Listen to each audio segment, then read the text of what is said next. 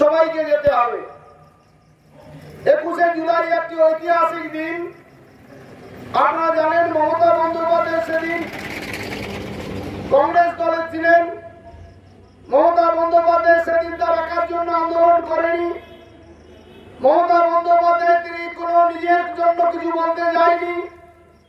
মমতা বন্দ্যোপাধ্যায় বলতে গেছিলেন মহাকরণে যে পশ্চিম বাংলায় সচিত্র পরিচয় পত্র বিলম্বে করতে হবে।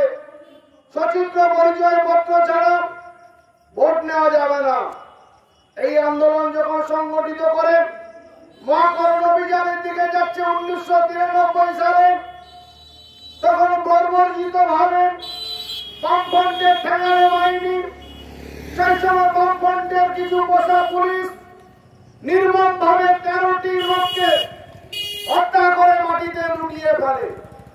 মমতা বন্দ্যোপাধ্যায়কে মারার চক্রান্ত হয়েছিল, কিন্তু এই পূর্ব মেদিনীপুরের একজন দায়িত্বশীল অফিসার তিনি বন্দুক গুছিয়ে বললেন, মমতার উপরে যদি আরেকবার করে গুলি চালাও তাহলে কিন্তু তোমাকে দেখে নেব। সেদিন কিন্তু মমতা বন্দ্যোপাধ্যায় প্রাণে বাঁচে। ক্রমান্বয়ে মমতা বন্দ্যোপাধ্যায় কংগ্রেসের থেকে আন্দোলনকে সংগঠিত করতে করতে তিনি দেখলেন কি যে কংগ্রেসের যে ধারাবাহিকতা, কংগ্রেসের যে সাংগঠনিক কায়দা, পশ্চিমবাংলা থেকে কোনদিন তৃণমূল কংগ্রেস ছিনিয়ে নিতে পারবে না বামফ্রন্টের কাছ থেকে ক্ষমতা। তিনি ক্রমান্বয়ে আন্দোলন করতে করতে তিনি বেরিয়ে এলেন 1998 সালে 1 জানুয়ারি। তিনি নতুন দল তৈরি করলেন, তার নাম তৃণমূল কংগ্রেস। আজকের তৃতীয়বারের মুখ্যমন্ত্রী বাংলার মানুষ দেখছে যে বাংলার মানুষ মমতা বন্দ্যোপাধ্যায়কে শ্রদ্ধা করে উন্নয়নের জন্য, মমতা বন্দ্যোপাধ্যায় শ্রদ্ধা করে, মমতা বন্দ্যোপাধ্যায় মানুষের কথা বলে। আজকের জন্মালে শিশু সাথী, মারা গেলে সমসাথী, মমতা বন্দ্যোপাধ্যায় বলছেন আমি বাংলায় একটা মানুষকে না খেয়ে মরতে দেবো না। বন্ধু নরেন্দ্র মোদী, তোমার সৃষ্টি কি? তুমি বাংলায় কি উন্নয়ন করতে চাও? তুমি ভারতবর্ষে কি উন্নয়ন করেছো? বলেছো তো শ্রীমতী ইন্দিরা গান্ধী। যে ইন্দিরা গান্ধী এশিয়ার মুক্তি সূর্য ইন্দিরা গান্ধী, যে ইন্দিরা গান্ধী ব্যাংকে ন্যাশনালাইজকরণ করেছিল, সেই ব্যাংকে আজকে বেসরকারি করতে যাচ্ছে কে? নরেন্দ্র মোদীর সরকার। 2 কোটি বেকারের চাকরি হবে, 15 লক্ষ টাকা অ্যাকাউন্টে ঢুকবে। আরে মোদী বাবু কোন কথা রেখেছেন? গতকাল নাকি জনসভায় বলেছেন মোদী গ্যারেন্টি। মোদী গ্যারেন্টি এইটাই, 2 কোটি বেকারের চাকরি হয়নি, এটাই মোদীর গ্যারেন্টি। রেলের লক্ষ লক্ষ পদ পড়ে আছে, একটাও চাকরি হয়নি, মোদীর গ্যারেন্টি। এরপরে মোদীর গ্যারেন্টি কোথায় যাবেন? একটা দুটো ক্যাচের উপরে দাঁড়িয়ে আছে নরেন্দ্র মোদী। নরেন্দ্র মোদী ক্যাচের উপরে দাঁড়িয়ে আছে। সকাল থেকে সন্ধ্যা অবধি হাতে পায়ে করছে চন্দ্রবাবু নাইডু। এই দুটো লোক যদি চলে যায় আজকে বীরত্ব শেষ হয়ে যাবে। আর বাংলার মুখ্যমন্ত্রী আঞ্চলিক দল গঠন করে তিনি 4র্থবারের জন্য মুখ্যমন্ত্রী হবেন। এত হাঁপাচ্ছেন, এত দাবাচ্ছেন, জেনে রাখুন আমাদের ভীমবাজারের ক্রেতা বিক্রেতা এবং সাধারণ মানুষজন সমর্থক, মমতা বন্দ্যোপাধ্যায় 2026 সালে মমতা বন্দ্যোপাধ্যায় 240 সিট নিয়ে 4র্থবারের জন্য মুখ্যমন্ত্রী হবে। ডায়েরিতে লিখে রাখুন।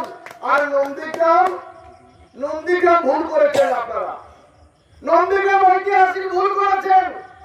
আজকে কালকে ব্রিজ হতো, আজকে হয়নি বিজেপিকে ভোট দেওয়ার জন্য।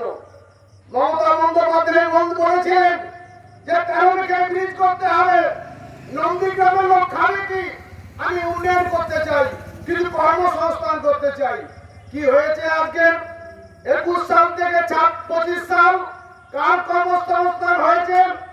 আজকের বিজেপি বন্ধুরা 2021 সালের প্রায় 50 থেকে 70 খারাপ ফল অতীতে বুঝে বুঝে বিলি হয়েছে।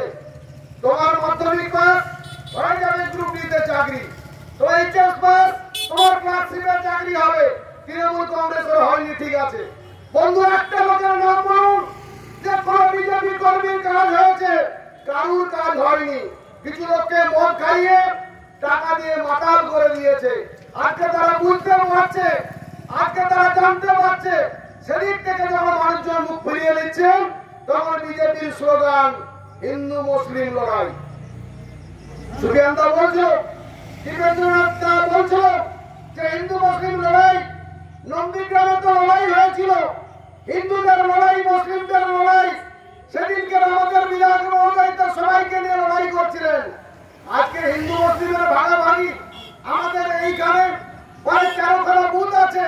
হিন্দু মুসলিম আমরা পাশাপাশি চা খাই। তাদের মহরমের দিন আমাদের আমন্ত্রণ জানায়, আমরা দুর্গা পূজার দিন তাদের আমন্ত্রণ জানাই। বলছে হিন্দুরা আপনারা সংগঠিত থাকুন, মুসলিমরা খালিস্তানি, মুসলিমরা জেহাদি। এই আখ্যা দেওয়ার সার্টিফিকেটটা কে দিচ্ছে ভাই? একটা বিশেষ রাজনৈতিক দল, বিজেপির বিধায়ক। অনুরোধ করব যে দয়া করে আপনার পরিবারে কেউ যদি অসুস্থ হয়, 1 বোতল ব্লাড যদি লাগে, ওই ব্লাডটা কি দেখা হবে হিন্দু ব্লাড না মুসলিমের ব্লাড? তারা হয়তো মানুষের সঙ্গে হয়তো হিন্দু মুসলিম লড়াই করে নন্দীগ্রামে ঠিক হচ্ছে না। সেই জন্য নন্দীগ্রামের মানুষের কাছে, নন্দীগ্রাম 2 নম্বর ব্লকের অধিবাসীর কাছে আবেদন রাখবো। মানুষ 2023 সালে আমাদের 2টো গ্রাম পঞ্চায়েত আমাদের দখল হয়েছে। পঞ্চায়েত সমিতি দখলে নেই। খোদামবাড়ি 1 গ্রাম পঞ্চায়েত, 1 গ্রাম আহমেদাবাদ 1 গ্রাম পঞ্চায়েত তৃণমূল কংগ্রেসের দখলে। এই 2টি অঞ্চল বাদ দিয়ে কি উন্নয়ন হয়েছে দেখুন। বয়াল 1-এ কোনো উন্নয়ন হয়নি। বয়াল 2-তে টেন্ডার হয়ে পড়ে আছে। এরা কাজ করতে আসেনি, এরা কামিয়ে নিতে এসেছেন। এরা পুঁজিপতিদের দল, এরা লুটেরার দল, এরা ক্ষমতাভোগী। বাংলায় অপচার করতে চাইছে, নন্দীগ্রামে অপচার করতে চাইছে।